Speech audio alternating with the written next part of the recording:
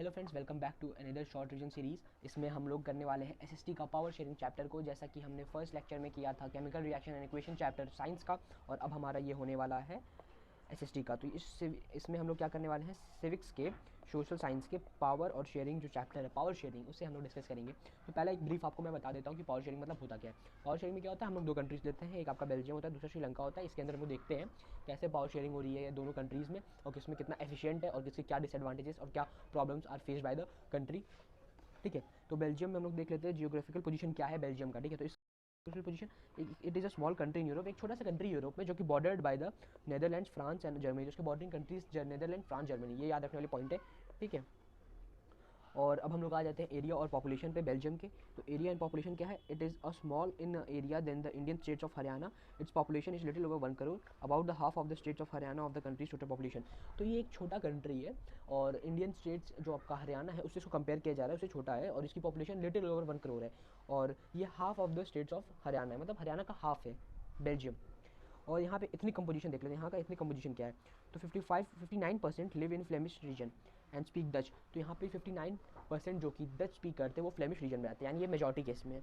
और 40% live in Wallonia reason, जो कि स्पीक करते हैं फ्रेंच। ठीक है, तो ये हमारा एक यहाँ पे हो जाता है फ्रेंच और Wallonia region, Flemish region, Dutch speak करते हैं। ठीक है, तो आपका माइनॉरिटी में कौन है, 40% जो कि आपके फ्रेंच स्पीकिंग है, और 59% डच स्पीकिंग है। ये आपके ओवरऑल द कंट्री की बात हो रही है।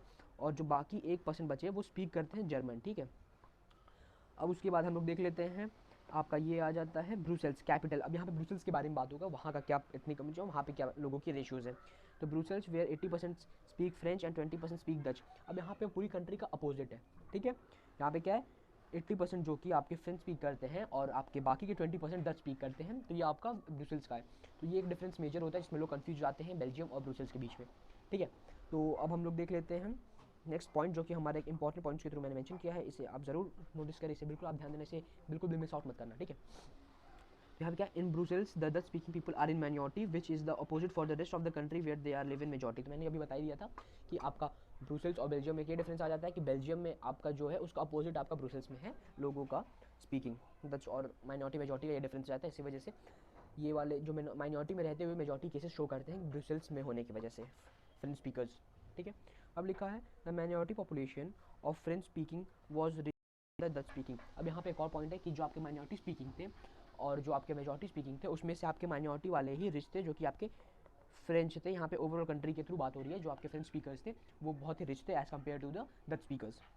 The majority community were given benefits much later. और जो कि मेजॉरिटी कम्युनिटी को बाद में बेनिफिट्स मिले थे, बहुत बाद में।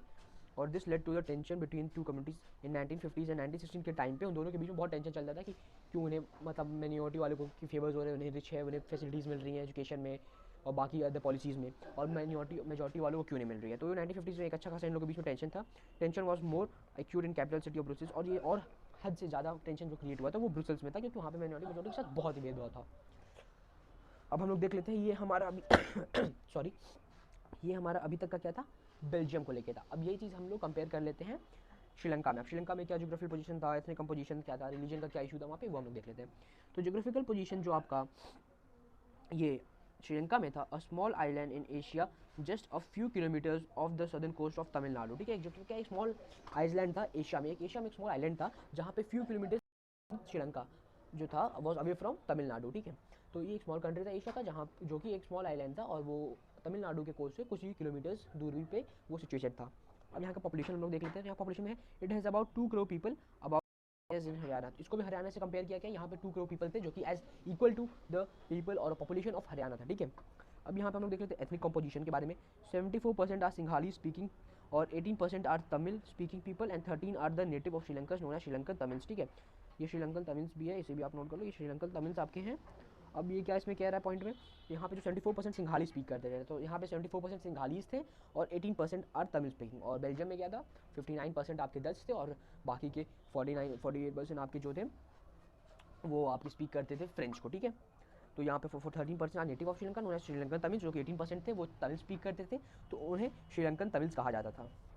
The rest are called Tamil Lankans who were descendants of plantation workers who came from India in colony period. तो बाकी के जो पीपल थे, जो तमिल लंकन्स थे, वो क्या तमिल लंकन्स जो तमिलनाडु से आए हुए लंकन्स थे, वर्कर्स थे जो प्लांटेशन के टाइम पे आए थे, वो आपके कॉलोनी पीरियड जब ब्रिटिश रूल था इंडिया में तब वो ट्रांसफर हो गया, फिर वो शिफ्ट होकर श्रीलंका में आए थे। ठीक है, अब यहाँ पे हम लोग देखते हैं रिलीजन पॉइंट को। तो most of the Sinhali speak people are Buddhist, जो कि मेजॉरिटी में आपके स्पीक करते थे। सिन्हाला वो बुद्धिस्ट थे।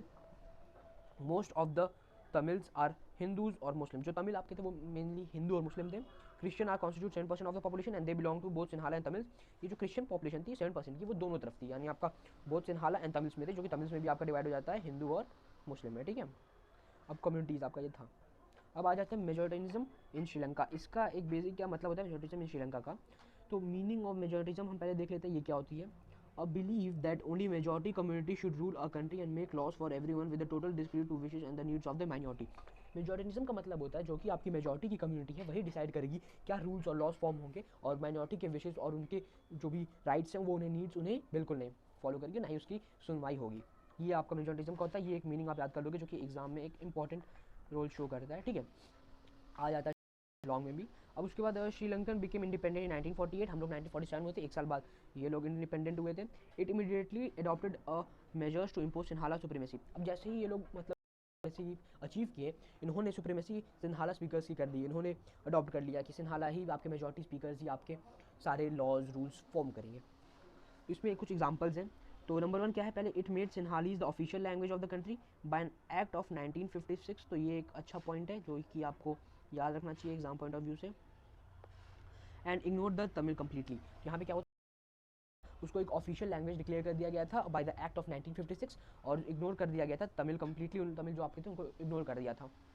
It made a preferential policy to favour Sinhala speaking people in all government jobs and education institutes. अब इन्हें क्या होता है, जो सिन्हाली आपका स्पीक करता था उन्हें एक प्रेफरेंशियल पॉलिसी मिली जिसके अंदर वो किसी भी आपके एजुकेशन और जॉब्स में उनको पहला फेवर दिया था। उनको पहले ही सारे वो मतलब जितने भी रूल्स रेगुलेशन जो आपके एजुकेशन में हुआ, कॉलेजेस में हुआ, जॉब्स में हुआ, उनको ज़्यादा प्रेफर किया जाता, उन्हें ज़्यादा प्रेफरेंस मिलती थी इन सब चीज़ों में। It promoted and protected Buddhism. वो प्रोटेक्ट कर रहा था बुद्धिज्म को, आपके रिलीजन को वो प्रोटेक्ट और प्रमोट करता था बुद्धिज्म को, बिकॉज सिंघालीज व बुद्धिज्म हु स्पीक्स। और फिर क्या लिखा था, अब इसका रिजल्ट क्या था, ये एक बड़ी बात बनती है कि रिजल्ट क्या पड़ा था तमिल्स पे। द तमिल्स फेल्ट एलिनिएटेड, मतलब उन्हें लगता था कि उन्हें काट के रख दिया गया, अलग कर दिया गया। नो रिस्पेक्ट और recognition was given to their language and culture. उनके लैंग्वेज कल्चर को कोई रिस्पेक्ट कुछ नहीं, बस उन्हें एक माइनॉरिटी की तरह ट्रीट किया जाता था, कोई उन्हें रिस्पेक्ट नहीं मिलता था, कुछ नहीं। And religion they began to struggle for jobs, entry for to universities, recognition of their language and culture. अब उन्हें भी चाहिए कि मैं भी इक्वालिटी चाहिए मेरे जॉब्स में, कॉलेजेस में, यूनिवर्सिटीज़ में, और उन्हें भी रिकग्निशन, उनके भी लैंग्वेज को रिकग्निशन मिलना चाहिए, उनके भी रिकग्नाइज करना चाहिए, उन्हें भी एक अच्छा इक्वालिटी उन्हें मिलनी चाहिए। Slowly the conflict change demand for religion autonomy. अब वो जो एक कॉन्फ्लिक्ट था दोनों कम्युनिटीज़ के बीच में, वो आपका चेंज होता है रीजन ऑटोनॉमी में कि अब भाई मेरा एक अलग ऑटोनॉमी, मेरे को एक अलग जगह दे दो जहाँ पे मैं अपना तमिल को प्रोटेक्ट करके और इसे आगे बढ़ाऊंगा। ठीक है, the Tamilians were group together in north and east of Sri Lanka. तो उन्होंने तमिलियंस को अपने आप को ग्रुप बना दिया नॉर्थ में और ईस्ट ऑफ श्रीलंका की, नॉर्थ आपका ईस्ट मेरा, ठीक है, ऐसा कर दिया। There demands were ignored and the conflict became more severe by the 1980s। अब 1980s के टाइम तक आते आते उन्होंने पहले से नाली तो मना कर दिया कि मैं ऐसा कुछ नहीं करने वाला, नॉर्थ साउथ मतलब नॉर्थ और ईस्ट ऐसा कुछ नहीं होगा। और दूसरी बात है कि आपको मैं कोई आपको जितने भी आपके कॉन्फ्लिक्ट्स आप जो भी कर रहे हो आपको सब हटा दिया, और 1980s तक वो बहुत ही एक सीवियर प्रॉब्लम बन चुका था। The Tamilians demand had change, अब उनकी डिमांड भी चेंज हो गई। They wanted Tamil Ilam. ये भी एक अच्छा पॉइंट है जिसे आपको एग्जाम पॉइंट ऑफ व्यू के लिए रखना चाहिए, Tamil Eelam in the north and east. A civil war ensued which killed thousands of people on both side. अब एक सिविल वॉर मेजॉरिटी और माइनॉरिटी के बीच में हुआ जिसकी वजह से थाउजेंड्स ऑफ पीपल मरे थे, बहुत ज़्यादा वहाँ पे केओस हो गया था। The flourishing was disappeared and the conflict has given a blow to social culture economic life of। अब इसकी वजह से ये जो आपका वॉर चल रहा है इसकी वजह से भाई सीधी बात इकोनॉमिक सोशल इस पर बहुत इफेक्ट पड़ने वाला है लाइफ के आपके जो पीपल्स है श्रीलंका के। ठीक है, तो अब हम लोग का मेजोरिटिज्म का ये एक अच्छा खासा आपका ये पॉइंट बन जाता है जिससे आप रखते हो अपने पास, तो ये एग्जाम में आपका एक लॉन्ग आंसर में भी आपकी बहुत हेल्प करता है। अब यहाँ पे हम लोग देखते हैं accommodation in Belgium and forms of power sharing. ठीक है, अब एकोमोडेशन क्या होता है बेल्जियम में, ठीक है, ये हम लोग की एक बड़ी बात है। तो ये हम लोग देख लेते हैं accommodation in Belgium. Belgium unlike taken a totally different stand. It amended the constitution to accommodate every ethnic community with the result that it does not suffer from severe and demand for autonomy। अब क्या होता है accommodation में क्या हो गया था श्रीलंका के, उसने ना क्या किया था कि मैं आपको बांट देता हूँ, मैं कॉन्स्टिट्यूशन को उन्होंने अमेंड किया, एक अच्छा कॉन्स्टिट्यूशन फॉर्म किया जिसकी वजह से दोनों के बीच में कोई कॉन्फ्लिक्ट नहीं बना। उन्होंने बैठ के शांति से अपने सारी प्रॉब्लम्स को सॉल्व किया। बट श्रीलंका में ऐसा कुछ नहीं हुआ, ठीक है। श्रीलंका में वॉर्स हुए, क्राइसिस हुए, लोगों के बीच में झगड़े हुए, मारपीट हुए, जिसकी वजह से उन्हें बहुत इशूज फेस करने पड़े थे कि नहीं सर मैं आपको मेरा अलग मैं नहीं करूँगा, सिंहालीज है, मैं अपना सिर्फ चलाऊँगा, आपको कोई पावर शेयरिंग कोई कुछ नहीं मिलता है, सिर्फ ये हमारा राज होगा, मेजॉरिटी का ही राज होगा, ठीक है। मेजॉरिटी हम फॉलो कर रहे थे वो लोग, बट बेल्जियम ने इसका अपोजिट किया, उसने शांति से सारे कॉन्स्टिट्यूशन को अमेंड किया, 4 बार उसके कॉन्स्टिट्यूशन अमेंड हुए थे, उसके बाद उसने फॉर्म किया और उसने एक अच्छा सारे ही सबको अब हाई पोस्ट पे आपके सिर्फ डच स्पीकिंग में, फ्रेंच स्पीकिंग ही नहीं, सिर्फ डच स्पीकिंग को भी वहाँ पे पोजीशंस मिली, गवर्नमेंट पोजीशंस मिली, ऐसा करके उन्होंने अकोमोडेट किया। अब यहाँ पे ये भी आ जाता है, there are 2 sets of reasons make power sharing desirable. अब देखो पावर शेयरिंग क्या होता है, डिजायरेबल है, ठीक है। तो इसका 2 सेट्स होता है, पहला आपका एक हो जाता है, ये आपका प्रूडेंशियल होता है, ठीक है, और ये आपका मॉरल होता है, ठीक है। प्रूडेंशियल्स और मॉरल आपका 2 टाइप्स ऑफ शेयरिंग्स में होता है। पावर शेयरिंग और गुड है रीजन उसको ये देता है। तो पहला क्या प्रूडेंशियल्स का, it reduces the possibility of conflict between the spirit of democracy cause for power different social groups, social conflict led to political instability. अब पावर शेयरिंग क्या करता है, कॉन्फ्लिक्ट दोनों के बीच में कम कर देता है। प्रूडेंशियल्स में 2 आपके ग्रुप्स है तो उसके बीच में सोशल कॉन्फ्लिक्ट्स को कम करता है। Prevents the group from overstepping their people who are affected by the policies must try to enhance their own power. अब इसमें प्रिवेंट करता है कि जो ग्रुप ओवरस्टेप करे, अपने आप को ज़्यादा मेजॉरिटी शो कर रहे हैं कि मेरी सारे रूल्स होंगे, मेरी सारी, उसको भी ये बचाता है। और people who are affected by the policies must right to enhance their power, उनको भी एक राइट मिलता है कि वो भी अपने पावर को एनहांस कर पाए। No single group can subvert the constitution and power sharing unites the nation, sorry. तो जैसा कि यहाँ पे no single group can subvert the constitution, एक ये नहीं कि मैं सिंगल ग्रुप हूँ, फ्रेंच जैसे अब फ्रेंच करता था कि मैं हूँ तो मैं ही सब डिसीजन को, ऐसा कुछ नहीं। दोनों ही डच फ्रेंच या फिर सिंहालीज होता है, दोनों को एक इक्वल राइट मिलेगा कॉन्स्टिट्यूशन में अपना पार्ट लेने का, अपने सजेशंस देने का। When power is not shared, it opposes the minority and even the majority is doomed। अब जब पावर नहीं शेयर होता है तो दोनों के बीच में कॉन्फ्लिक्ट होता है कि माइनॉरिटी को ऑप्रेस करता है, उसको दबाता है, और मेजॉरिटी डूम्ड भी होती है, इससे दिक्कत होती है, ठीक है। अब यहाँ पे आ जाता है the spirit of democracy calls for power sharing. अब इसे डेमोक्रेसी को power sharing, spirit of democracy मिलता है, हाँ डेमोक्रेटिक है, हम लोग को सबको पावर मिला, सबको इक्वल ट्रीट किया जा रहा है। The people who are affected by the policies must have hand in shaping this policy. अब जो इफेक्ट होते हैं उनके पास भी पावर होनी चाहिए कि हाँ मैं इस तरह से इफेक्ट हुआ तो मुझे ये चीज़ आप दो कि मैं इस प्रॉब्लम को सॉल्व कर सकूँ, क्योंकि मुझे पता है मैं ये फेस कर रहा हूँ।